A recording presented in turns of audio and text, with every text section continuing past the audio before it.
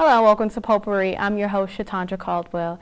And today we have a special guest with us. We have Miss Daphne Walker, President and CEO in Partnership Against Domestic Violence. How are you today, ma'am? I'm doing great. How are you? Good. So go ahead and tell us a little bit why you're here today. I'm here because we've really developed a great partnership between Clark Atlanta University, WCOK, Verizon, and the Partnership Against Domestic Violence to launch A Call to True Beauty. It's a radio show that we will have here at WCOK to talk about domestic violence related issues. Mm-hmm. And when will that radio show be on? 6 to 7 p.m. It'll be the first Wednesday of each month, and we're really excited because it gives us an opportunity to talk to the public about issues that really aren't raised oftentimes in normal conversation. Sometimes you know that you've been involved in a situation with someone who's been a victim of domestic violence, but no one wants to talk about it because it's not their business or it's just a relationship gone bad, but they don't realize that it is a public issue that we all need to address. And whether it be like call-ins and people are free to call in and talk about different situations? We definitely want people to call in. It is a live show, and we'll have different speakers coming on each month to talk about different aspects of domestic violence. The number one reason that we wanted to do this is because we realize there's not a dialogue. So it will be a live call-in show, give people the opportunity to ask questions that they don't oftentimes get the opportunity to ask. And why do you feel like there's no dialogue about domestic violence?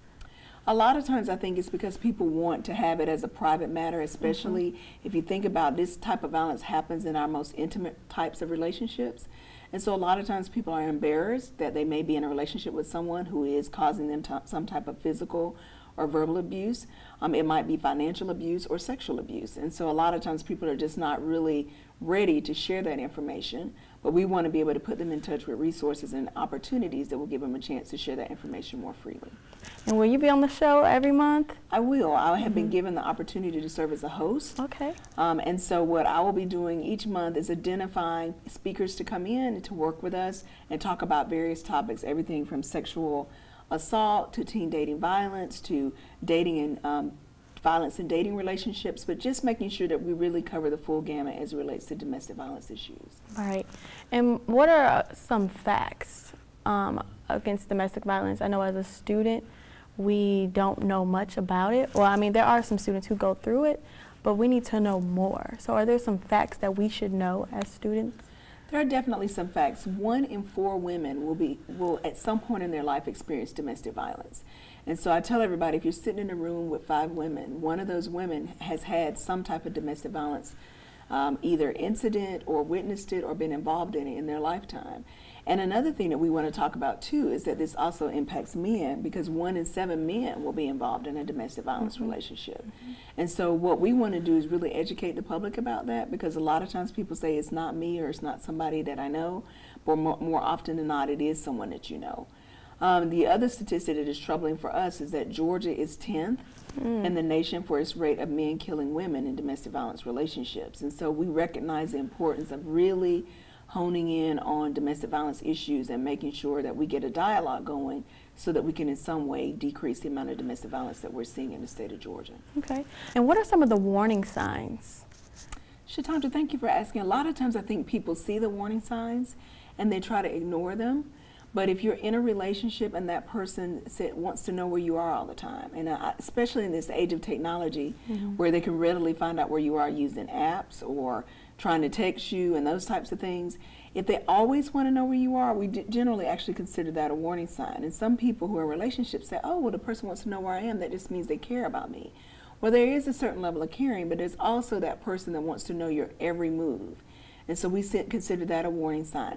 Also, if that person immediately wants to rush into a relationship, if you say, look, we just met a month ago, and they're saying, why can't we move in together? You know, it's somebody who's really aggressive and wanting to control that relationship fairly early. That's also a warning sign.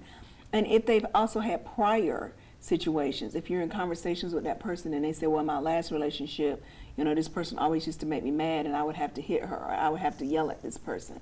That's also a warning sign if they've had a prior history of it.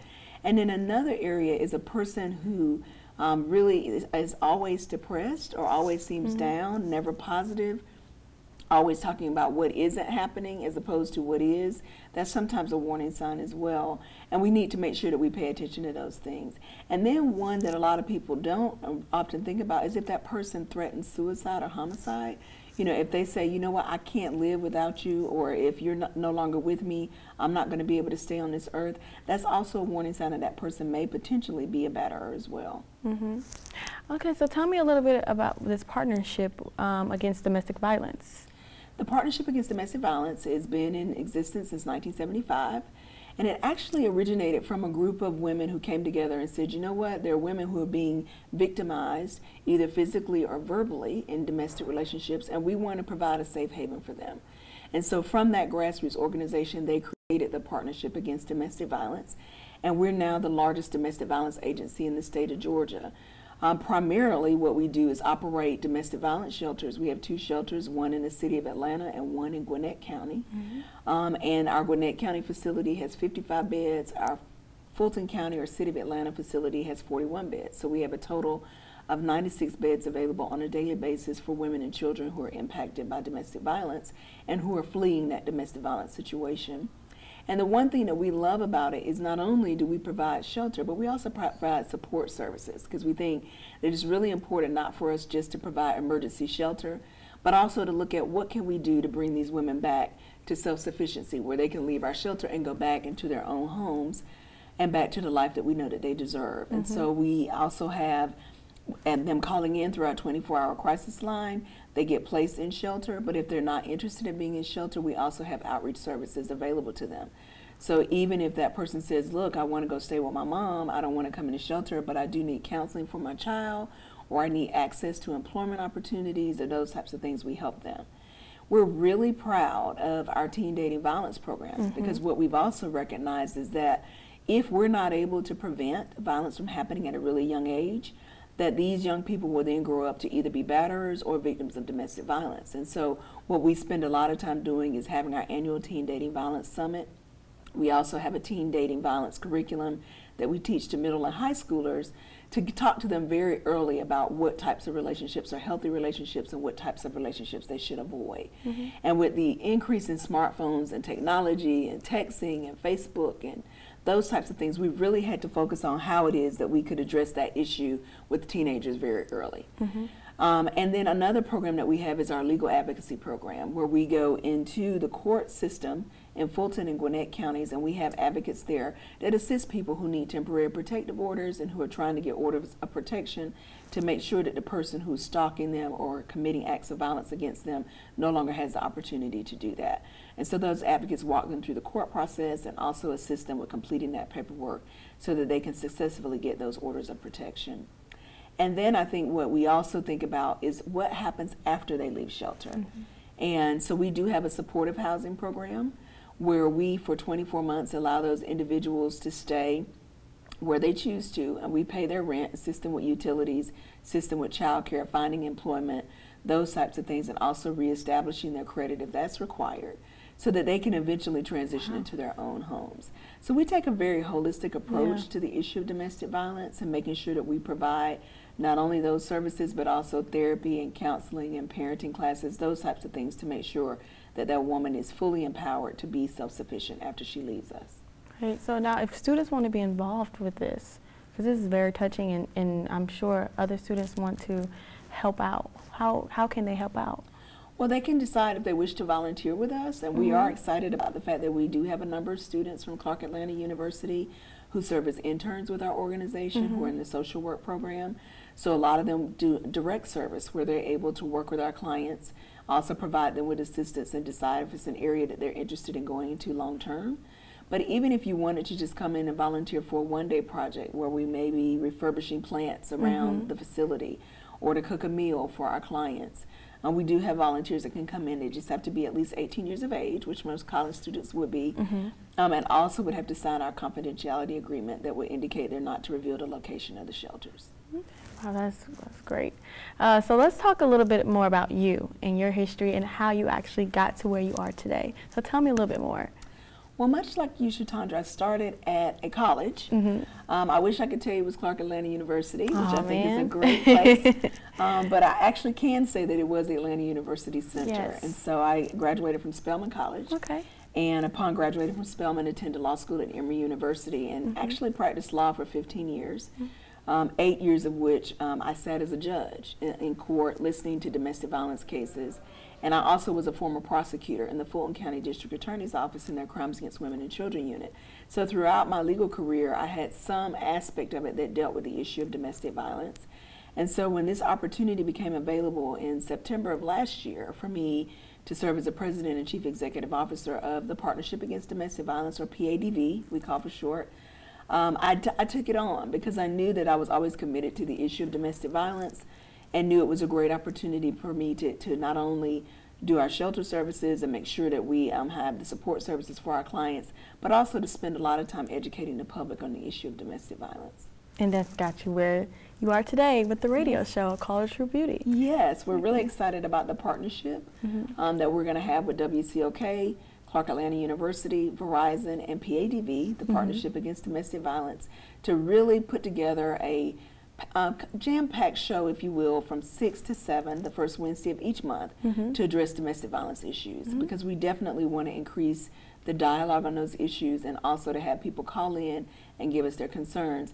And one other thing is we also want to provide support. And so part of what we'll be doing during that call-in show is if we're talking about a particularly sensitive issue, we're also going to have counselors available. So if you call into the show and there's something that's really concerning you and you need immediate assistance, we're going to have those people available to provide those services. Okay. And in the last minute, tell us any contact information, Facebook, Twitter, where everyone can find more information about this wonderful project. Well, you can definitely find us on www.wcok.com.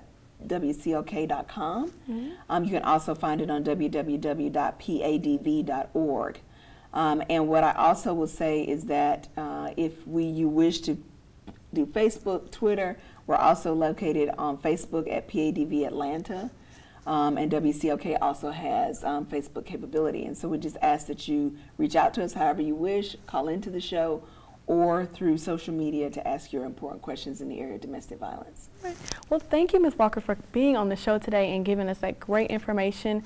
And I hope to see you again and to listen every first Wednesday of the month, right? That's it. Thank you so much. Thank you. Guys, stay tuned to Potpourri. We'll be right back.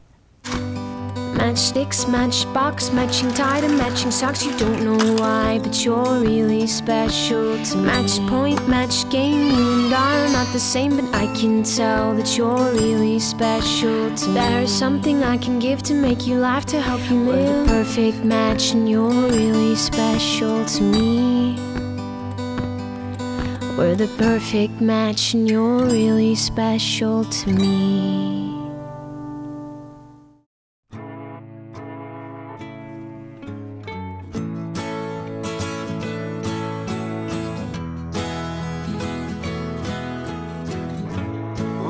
Son, tell him that I've begun to dream of things to come, and tell the trees not to look for me. I'm going to find some peace of mind.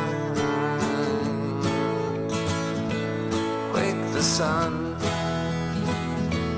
wake the sun, wake the sun, wake the sun.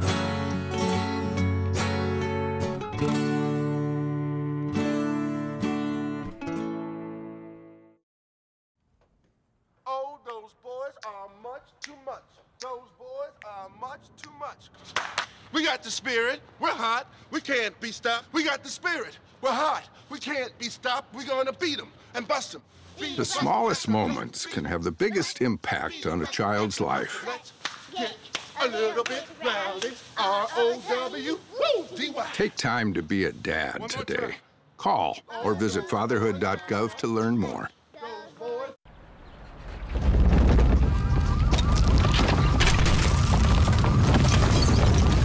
Up to 40% of businesses never recover after experiencing a major disaster. Make a plan at ready.gov/business. Crack don't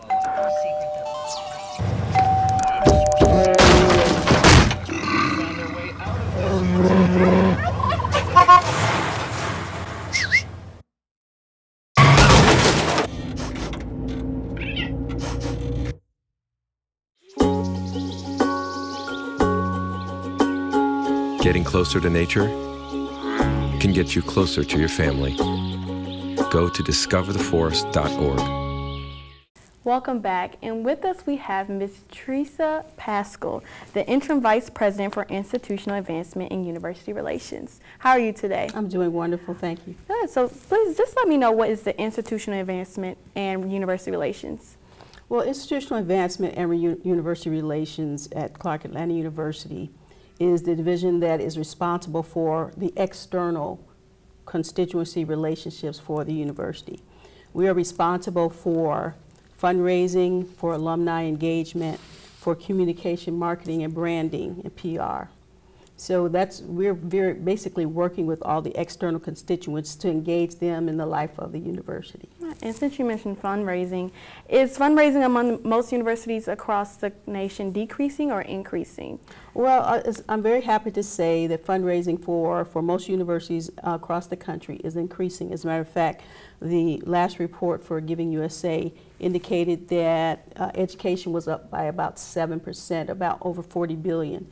So we're very happy about that. I think that a lot of, as it relates to the economy improving, more people are more optimistic about the economy now. So when they're more optimistic, they're more apt to provide, donations to their alma mater and give a little more generously. Right, and is CAU's alumni giving more? Well, CAU's alumni giving actually is, we're trying to make it more competitive. And I would say it's more our fault than it is our alums' fault. As a new interim vice president for this particular area of the college, I can safely say that we probably haven't done due diligence in terms of asking our alums and asking them regularly for the donations. But we hope that's going to change. We're going to put some infrastructure in place, build up our staff, and make sure that our alums have the ability and the opportunity to give every year. And how many alums do we have? Well, our latest records indicate we have about 32,000. Wow. Yes. And they're all over the United States? Yes, they are. There are a great number of them here in the metro Atlanta area. Okay. Retool Your School.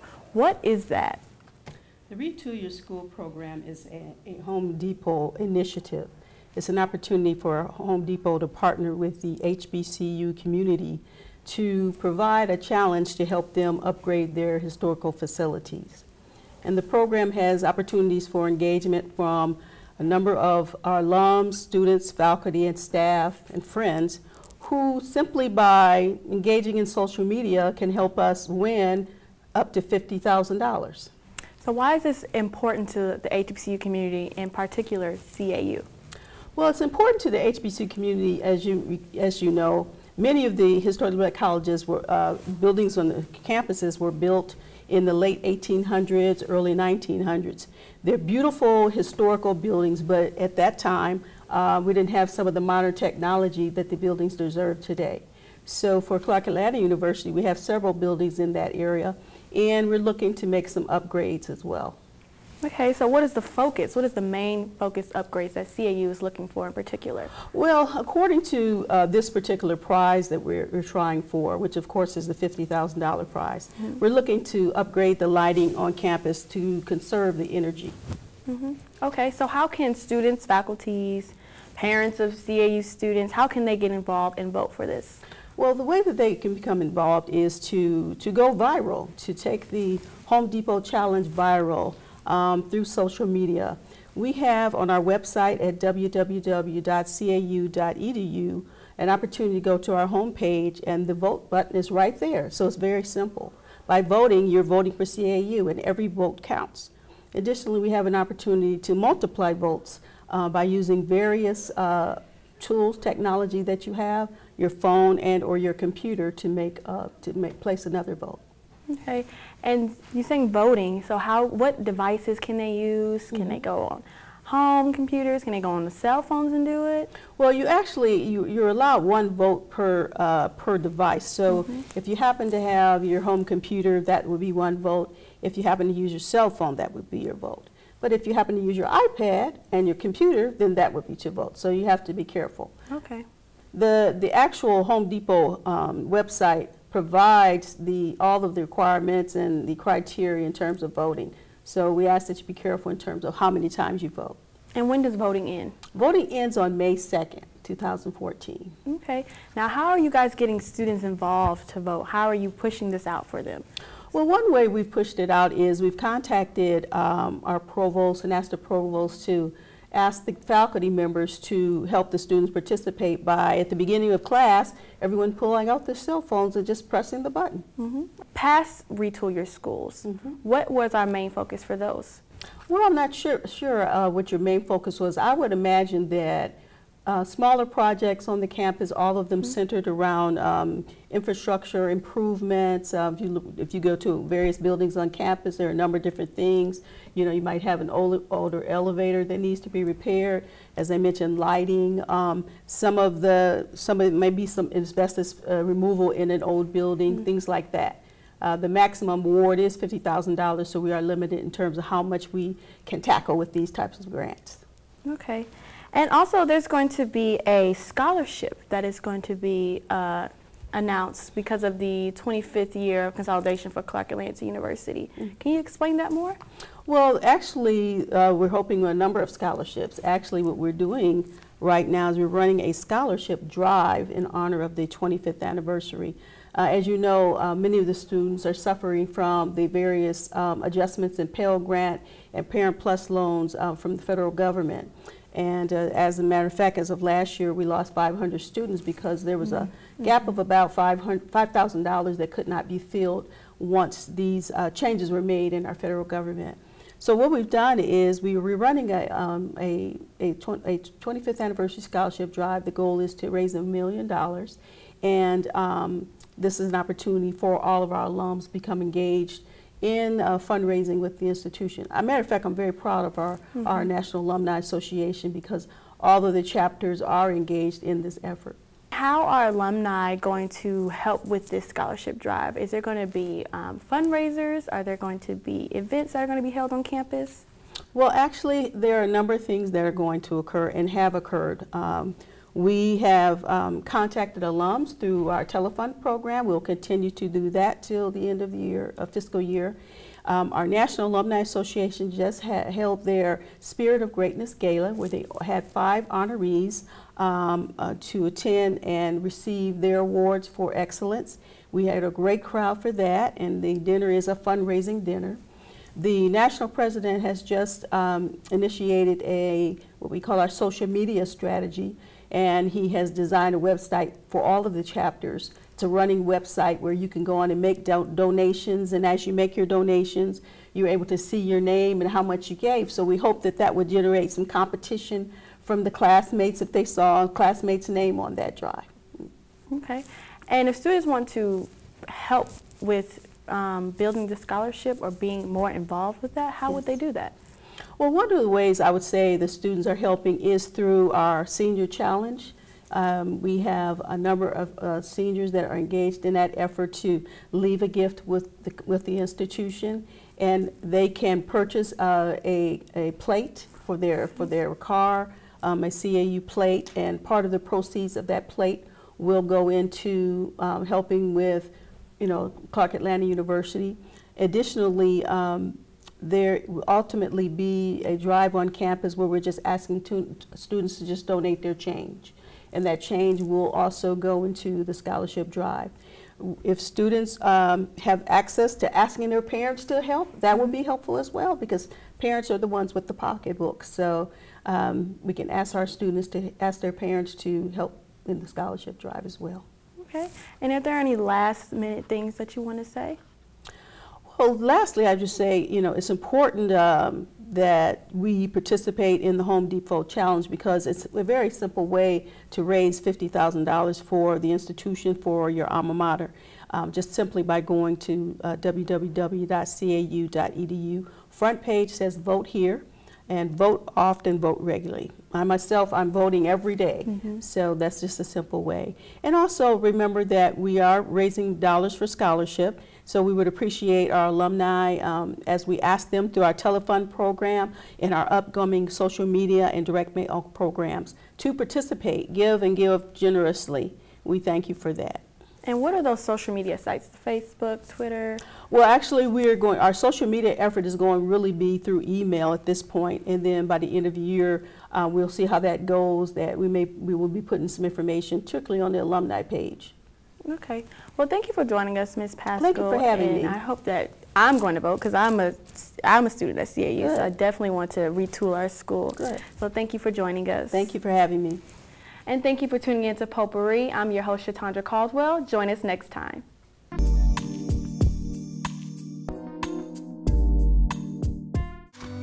Matchsticks, matchbox, matching tie and matching socks. You don't know why, but you're really special to match point, match game. You and I are not the same, but I can tell that you're really special to me. There's something I can give to make you laugh, to help you live. We're the perfect match and you're really special to me. We're the perfect match and you're really special to me.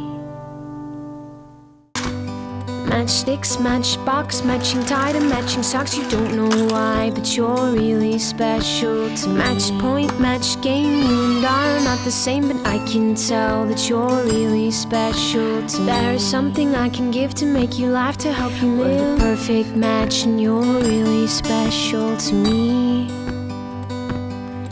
We're the perfect match and you're really special to me. It's time to join forces, get energized, and fuel up right. It's coming. Because starting today, every kid in America has a mission.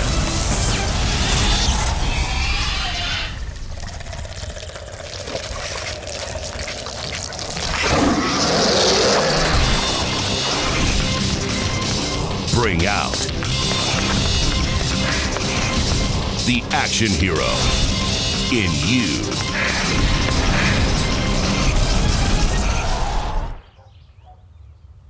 Be part of the greatest action movie ever. The first movie that puts you in the action. Show us how you train and eat like an action hero. Join in at actionheroalliance.com. Packers. Viking. Packers. Viking. Viking. Red state. Blue state. Vegan. Carnivore. We come from different places. Uptown. Downtown. Optimist. We come to different conclusions. Half empty. Half full. But when we live united, we create real, lasting change in the building blocks of life. The education, income, and health of our communities, Live. our families, United. even the person next to us. Live united. Real change won't happen without you. So give, advocate, volunteer, live united. Sign up at liveunited.org.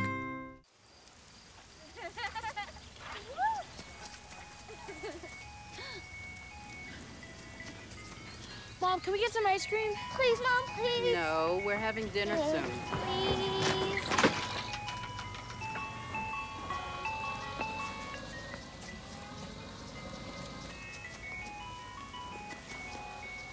You don't have to be perfect to be a perfect parent. There are thousands of children in foster care who will take you just as you are.